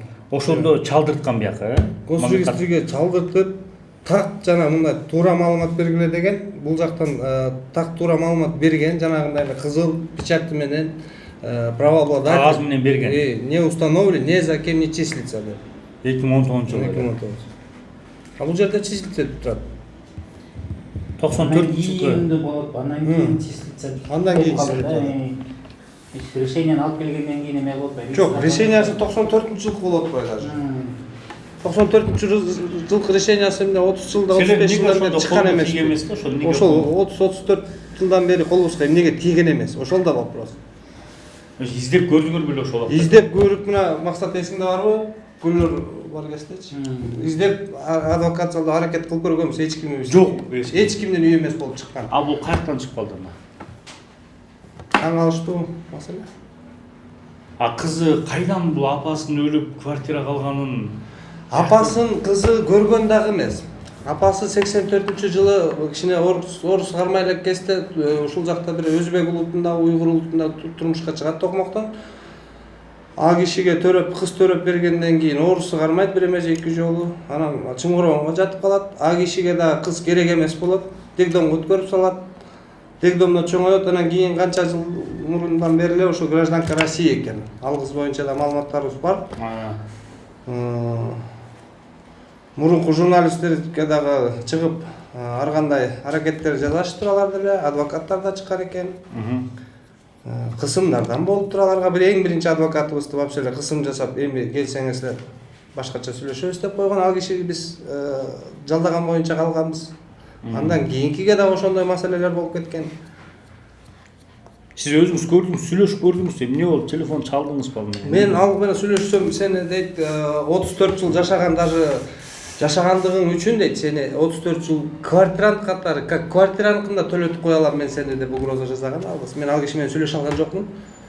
30 жылдыкын бер жагы эле 10 миңден эсептегенде 30 жылдыкында квартирант катары төлөтүп коем мен сени деген да. Кой, сен менен сүйлөшүп болбойт экен деп эле койгом. Мен ага деле айткам, бөлөк бөтөн киши эмес экенсиң. Мен энеме да бир квартира алалы бул үйдү сатып. Сага да бир квартира алалы. Эмне кереги бар? 5 жылда 10 жылдап соттошуп дегенмин. Жок, дебедим. Мен адвокаттарым ушундай күчтүү, мен сени 30 жылдыкка квартирант катары акчасын төлөтүп койгонго мүмкүнчүлүгүм бар деген. Анан давай, билгениң кыл дегем да. Ошондо сиз айтсаңыз беке, адвокат катары, жанагы токтом мураска келдикке жатабы ошол негизинде? Ошо токтом 94-жылы токтом негизинде кызы болгон, ал адам 19 жыл өлгөн деп ошону мураскер кылып көрсөтүп атат да.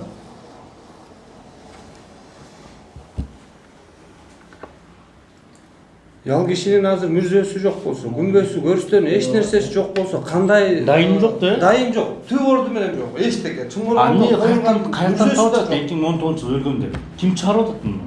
Сот бияктагы каалагандай чыгарып койсо болот экен. Өлгөн адамды тирилтип алса болот экен. Жок, адам өлсөчү, эгер ошону судмет эксперттер бар. Судмет эксперт барын эмеч керек да, катташ керек да. Анан адам каяка алып көмүлгөн, ал эмне болгон дайын оту болуш керекпи? Эгер 2019 жыл болса. Аны неге туугандар билбейт? Булар таптакыр эле жок кишини 2019 өлдү каза кылып туруп эле бир мой наследство жасап коет. А жерде 30 жок, мени атат, мени көрсөтүп койсунчу дейт, ошо өлгөнүн көрүстөн көрсөтүп койсунчу деп. Көрсөтө алабы? Көрсөтүшсүн, пожалуйста. Мен ал үйгө деле кайыл эмес. Мен могул иш боюнча таза эмес экенине абдан азыркы убакытка чейин ичим ачышат. Адвокаттар канча, мына 4 адвокатка жерде болуп отурам. Баары бир уюм экенине өтө өкүнүчтүү болуп турат да мага. Бүт уюм экен. Bir kabinetten çıkıp atat, akıllı advokatın. Andan da tümüldüm orada. Эми мону карап көргүлө балдар. Трес токмон строй дейт, приватизация квартиры деп турат. Жанагы решениенде 5-чи решениесин как инвалиды предоставлен квартира Жантаева 35 квартира 2 деп атат да, Бул жерде турабы? Бирде этаж. Кайсы этаж экен? 5-чи этажда турат. Анда тигилер ошо 5-чи пятиэтажный доме дейт. Жок, бул эме биринчи этажда мына. Биринчи этаж, пятиэтажный доме. 35-чи квартира, экинчи квартира на первом этаже. 5 этаж үйдө. 5 этаж үйдө. Жантаева. Анан могу жерде эмен удостоверение негизинде эле берип койгон турбайбы, постановление чыгарып. Мурун кандай берилчи аны билбейбиз да. Мурун деген. Сомнение бере берчи да. Ушул жок, мейли берсин бул. Ушул насихат эжеге маркум берилген да. Жок, кантип мураска өтүп кетип атат дейм. Мурас кантип тактап атат ошол. Же автоматика кыз болгондон өтөбү, же кандай эмне болот? Мурас маселеси. Бул жерде мурас маселеси менен менин түшүнүгүм боюнча мында 2010 кыз ошол Россияда кантип маселе жашап жүрсө кантип билип атат? 2019-жылы мен азыр 14 жашымдамын. Мага приортатский давность менен сот чечим чыгарып берип атат. Ошол эле моментте буларга наследство өткөрүп берип атат да. Кайсы жыл болуп атат? 19-жыл болуп атат да. Сиз да сотко берип атасыз? Мен да сотко берип атам. Приортатский давность менен 34 жыл жашайт. Сот ошол жерде канааттандырып берип атат. Канааттандырып. 14 кошунаңыз келип атат. Келип атат. Ошол бирок процесс сот каякта чечимдери? Чечимдерибиздин баарын ошол таптан баштап адвокатыбыз алып 4 жыл жок болуп атат. 4 жылдан кийин мен бул жерде алсызмын деп өткөрүп берип атат. Ошол убакта бул катталып кетип атабы? 4 жылдан кийин бул тарапка оформить бериптир. Даже мен азыр доказывать албайм, бирок ошол адвокаттар чогуу оформить этип берип туруп, анан мен документтеримди берип атат да. Мен бул жерде алсызмын деп. Түшүнүп атасызбы? Инвалид группасынын 2-чи группасына жатпай. А решение профсоюзный комитети где? Бияка жазылыш керек да. Билбейм. Турабы? решениясын архивке барып Жоқ, олсаңыз, бұл тоқтам шығарып жатыр. Управление трестен Токмок-строй деп. Даже могу Токмок-строй, таштамай Токмок-строй, городко кирген эмес экен. Бул микрорайонду курган экен. Биринчи корейстер курган, анан кийин немистер курган. Мен анын баарын дарыжап чыккан информациялар. Городко кирген эмес экен. Да, балдар.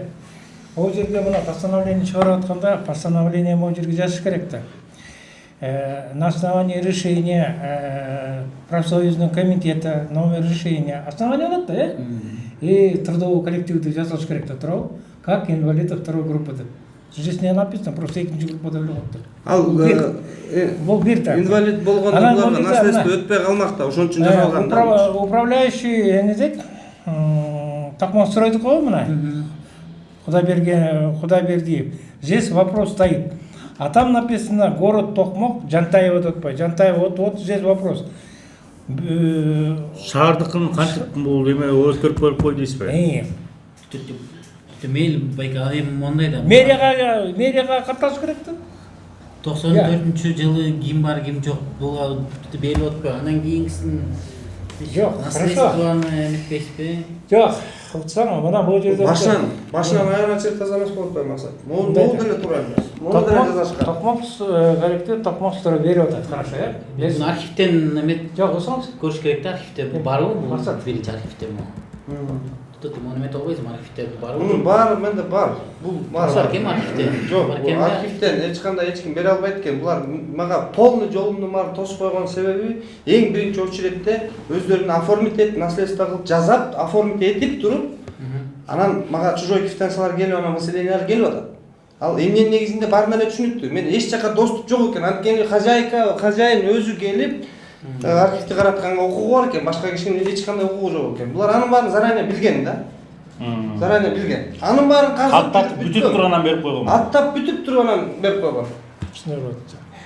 Анан менде ошон үчүн айтып кетип атпаймынбы? Бул региондон, Акипресстен, студия, Стоп Беспредел каналында бардык жерден айтып кетип атпаймынбы? Жолунун баарын тороп туруп, тозуп туруп, эчтеке кыла албасымды билип туруп анан жазап кетип атат бул жерде. Бизде вопрос болот да, мен жанатан бери айтып атпаймынбы, вот хорошо. Бул Токмоктон тресттен берип атат, Токмок-строй тресттен. А вот это жанагы Жантаев көчөсү на территории мэрии болуп атпайбы? А мэриянын бияка тиешеси жок. Токмок-стройго негизи тиешеси жок экен. Эми караңыз, дагы бир вопрос. 35-чи дом, 49 квартира баланста экен, бүт баары техпаспорттарын көргөзүп берип атышат мага.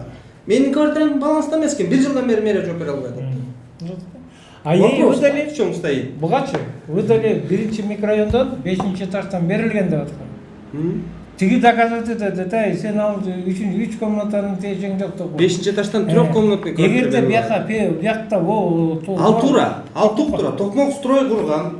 Токмок-строй микрорайондон 5-чи этаждан берген, ушундай инвалидке 2-чи группага деп. Ал туп-туура. Ана кандай эле ошол 5-чи этаждагы 3 комнатный квартираны алып келип туруп, Токмок-строй боюнча алып келип туруп, городдун ичинде 1-чи этажга бекитип коюп атат да. Кол менен алып келип бекитип коюшат го. Кайсы адрес ошондо? Микрорайон. Биринчи микрорайонбу, 3-чү микрорайон? Биринчи микрорайон башка, дому эмеси жок да, квартирасы 5-чи этаждан берип атат. Ал жерде өзү деле тастыктап берип атат, менде бүт эмеси бар. Силер эмне ишиңер бар дейт да, ал 5-чи этаж менен элестет. Ал жерде мына, я согласен, хорошо, 35-чи үй экен. Биринчи квартира бар экен. А двухкомнатный, трехкомнатный дейсиз. Такой да? Площадь бар мыкты. Санап койчу, совпадает это,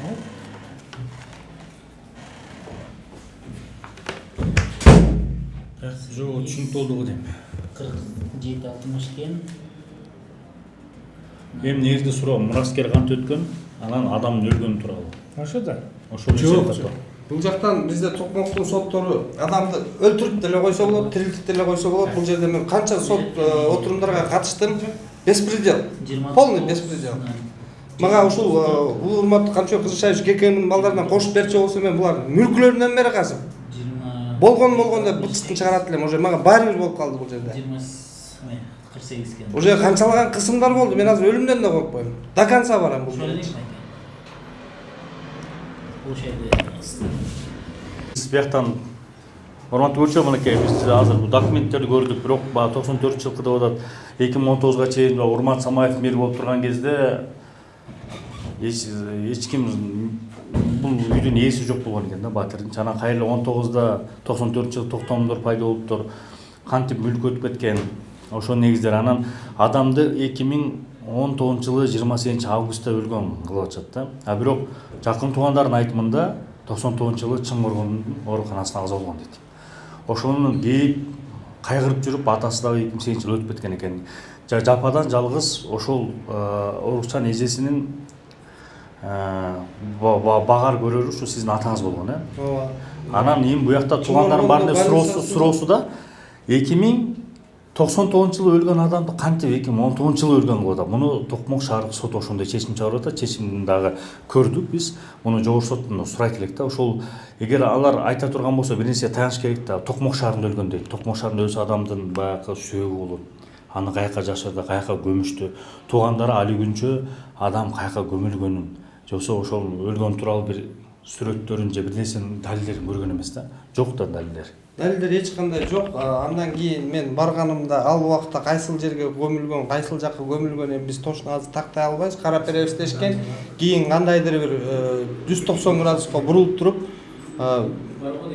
башка бир сожителимин деп бир адам чыгарып кеткен дейт. Ал сожителинин эч кандай доверенности да жок экен, эч кандай распискасы да жок экен, чыгып кеткен деп жазап алып чыгып кеткен 99-жылы деп кутулуп атышат бул тапта. 99-жылы действительно ошол жакта Чыңгыргондо gömүлгөн мен түзмө-түз айта алам. Анткени мен атам калп айткан кишини жаман көрчү, таза айтчы, так айтчы. Атам андан кийин 2008 каза болду. Чыңгыргондо буга чейин дагы мурун фактылар болгон экен. Ушундай өлгөн адамдын үстүнөн пенсия алган, тигиндей мындайлар. Эми эмне себептен бул жакты иш козгобойт, бул жакты карабайт, ал баарына эле түшүнүктүү, полный бир уюм связанный болуп атат бул жерден. Госоргандар болобу, милиция тарабы болобу, прокуратура тарабы болобу, баары бир уюм экен. Ошондуктан мага эч жака жол жок болгон, жолдун баары тозук болгон, жабык болгон, эми эчтеке кыла алган эмесмин. Ошон үчүн менсиз 4 жылдын ичинде менсиз сот отурумдарды өтөп, менсиз оформить этип, мага чужой квитанциялар келип аткан ошол. Менде дагы бир Бул Токмок шаары коррупцияга чөгүп, малынып, чыланып калганбыз да биз. Акча маселе менен гана бүт нерсе чечилген. Юридически бир суроо берип көрүңүз, любой жагына прокуратурага киресизби, кайсы жагына киресиң. Бир суроого жооп бере албайт, таңга таныбайт. Ток акча маселе менен чечилип келген бул убакытка чейин. Бир суроом бар да, Тыргызчын жылын карадык баарыбыз теңре. Эми жерден оформление кылып атат.